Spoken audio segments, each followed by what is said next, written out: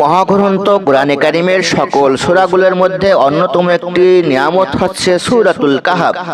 পবিত্র জুমার দিনে সূরা কাহাফ তেলাওয়াত করা বিশ্বনবী সাল্লাল্লাহু আলাইহি সাল্লামের সুন্নাহ।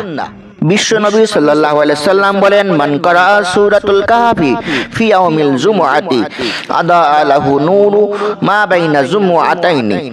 যে ব্যক্তি জুমার দিন সূরা কাহাফ পাঠ করবে তার জন্য এ জুমা থেকে অপর জুমা পর্যন্ত নূর চমকাতে থাকবে, যার আলোতে সে হিদায়াতের পথ দেখবে। বিশ্বনবী সাল্লাল্লাহু আলাইহি সাল্লাম আরো বলেছেন, যে ব্যক্তি জুমার দিন সূরা কাহাফ তিলাওয়াত করবে সে 8 দিন পর্যন্ত সব ধরনের ফিতনা থেকে নিরাপদ থাকবে। যদি দাজ্জাল বের হয় তবে দাজ্জালের ফিতনা থেকে সে নিরাপদ থাকবে। ইসলাম বিরোধী তাগুতি শক্তি সব সময় আমাদের ক্ষতি করার জন্য আমাদের পিছে লেগে থাকে। সুতরাং আমরা নিয়মিত জুমার দিনে সূরাতুল কাহাফ তেলাওয়াত করব।